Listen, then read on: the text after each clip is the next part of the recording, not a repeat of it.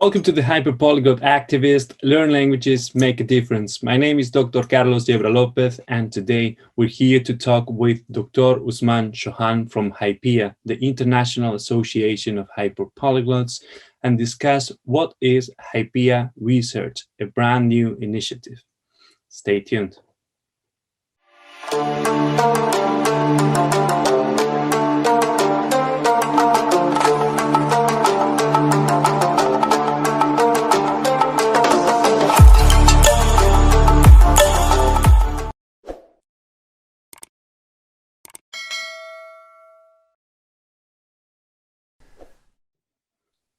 Hello and welcome to a lovely discussion at HYPIA, the International Association of Hyperpolyglots.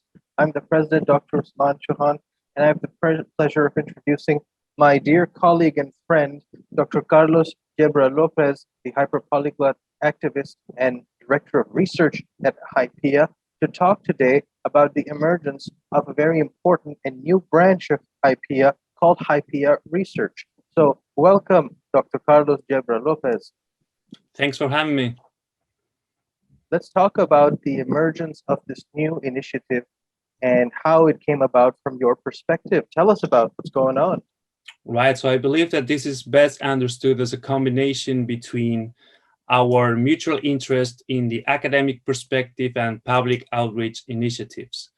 So last year, I founded the Hyperpolyglot Activist, which was about recasting linguistics as public scholarship on the one hand, and on the other hand, problematizing received wisdom about multilingualism. Well, we talk about native speakers, non-native speakers, but what is actually a native speaker? Do they exist? Are they the product of a colonial/neoliberal rationality? What is at stake?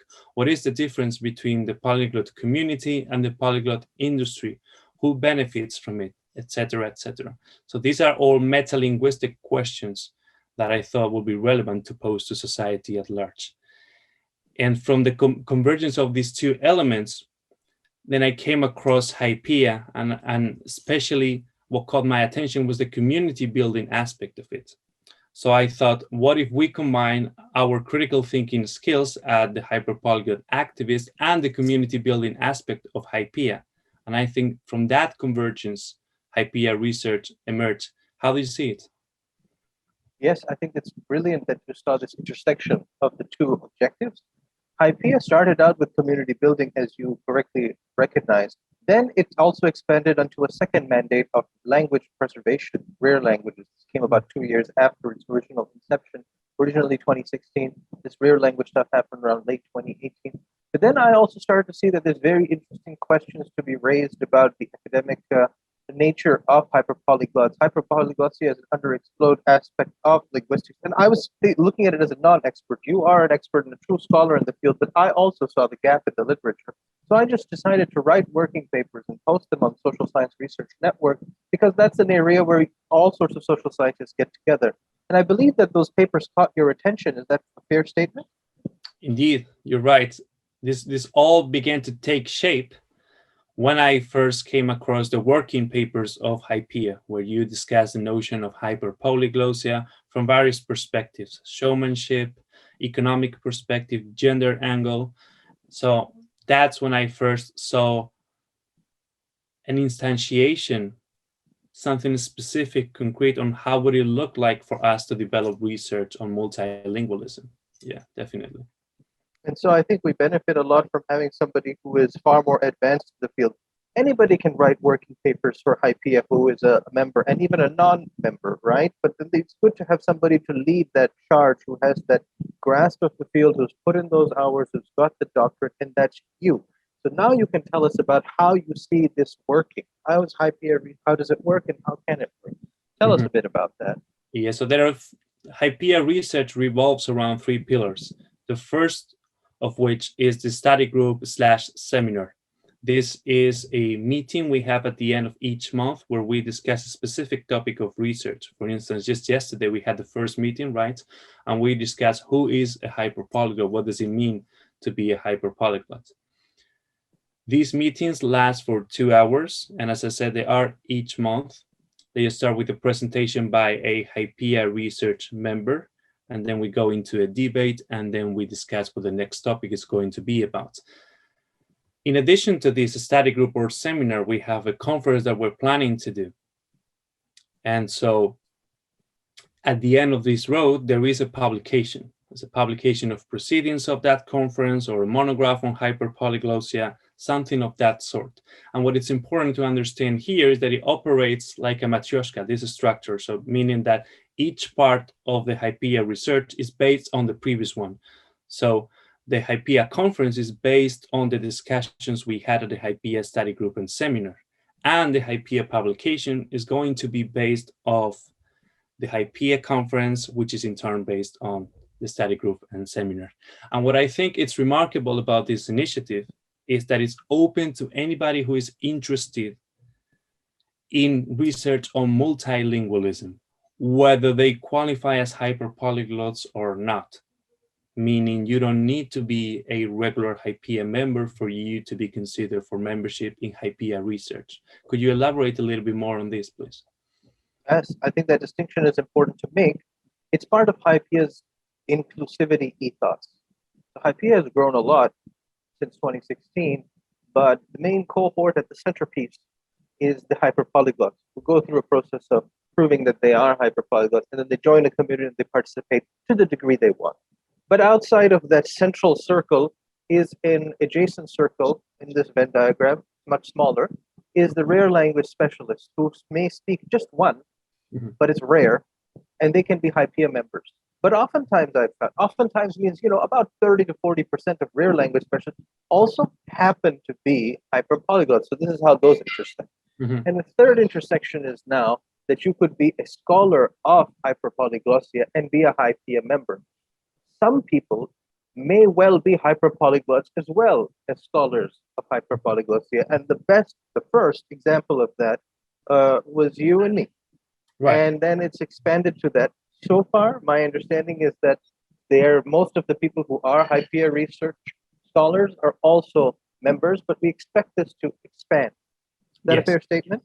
Yes, definitely. I'm receiving more and more expressions of interest from people who conduct research on multilingualism, but are not themselves hyperpolyglots necessarily. So I think that was one of the avenues of expansion for the future, yeah. And I think one thing we could talk about is what sorts of areas of hyperpolyglossia we are interested in without circumscribing our interest. Like there's so much more to it, but there's some that come to my mind, and then some you can tell us as well. So our first one was, who is a hyperpolyglot? It was the first paper. And what we were trying to do initially in that paper was, I was trying to tell that it's actually very hard to pick hyperpolyglots, and we face challenges to it. Then we looked at, using the data set of hyperpolyglots, some issues that exist in the literature about myth making. So it's actually not as gender specific as you think, and that became a paper.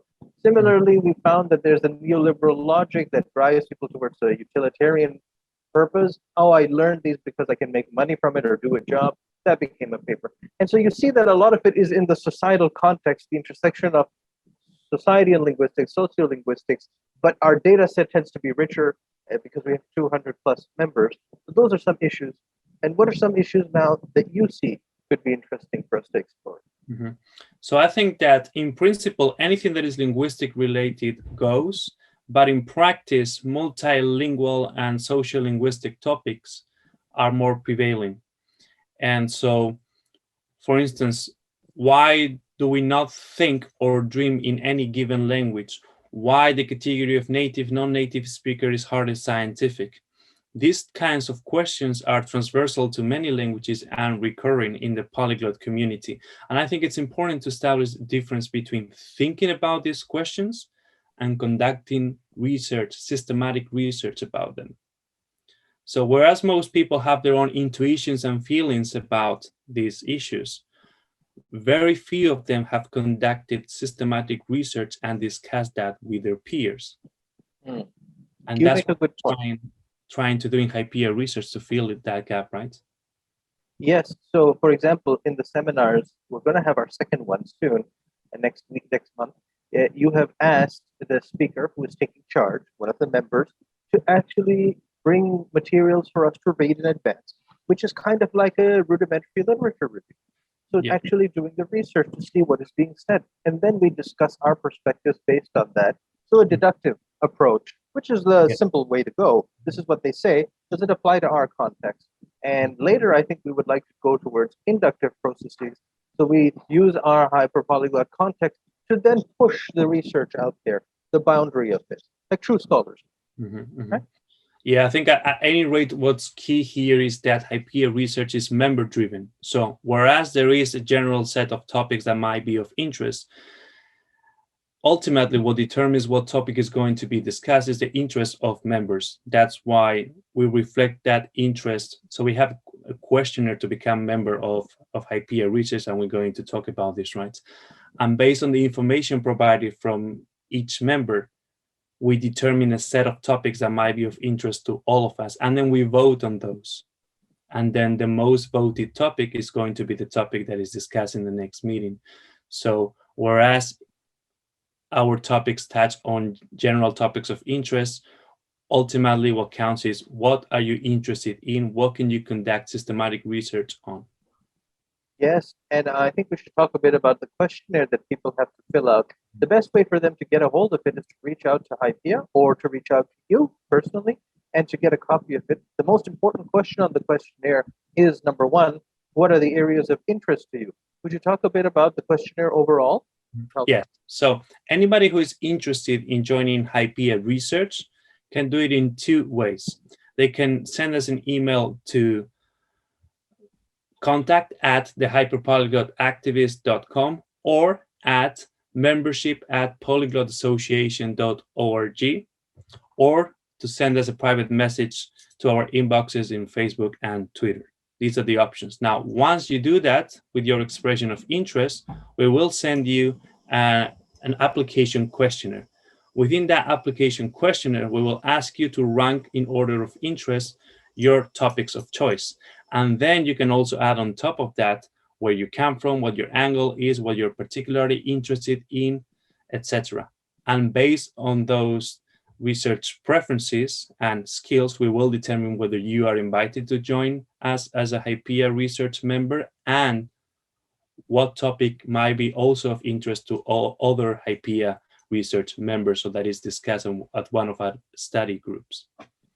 So it seems pretty straightforward, and I believe that this will become probably the second biggest element of HYPIA. Who knows, if the scholarship is so widespread, it might become the largest. That's a bit fanciful, but research will become a big part of HYPIA. It adds a whole different angle. It shows that this organization approaches things in a totally different light. We're not just saving languages. We're not just community building, which is still always going to be important, but we're also thinking about being. We're also thinking about who we are, who we might be, right? What do you think? I think so. I think that this is where the Hyperpolyglot Activist and HYPIA converge once again, in the fact that we do theory as practice. We not only preach, we don't not only talk about this, but we walk also. We want to create a community and want to see multilingualism live as it is really practiced amongst people, concerns as they are really happening in people's heads and environments. And that's what HYPIA Research allows people to do. Yeah, well said. We don't just talk the talk, we walk the walk. Do you have any final remarks? I think we've set the stage for people to think about who HYPIA Research is. Definitely. I would just encourage anybody to get acquainted with HYPIA and polyglotassociation.org and with the Hyperpolyglot Activist, hyperpolyglotactivist.com. Get to read some of the working papers from HYPIA in the publication section of HYPIA. Get to watch some of the videos at the Hyperpolyglot Activist and see if these concerns resonate with them and if they can add something to the conversation.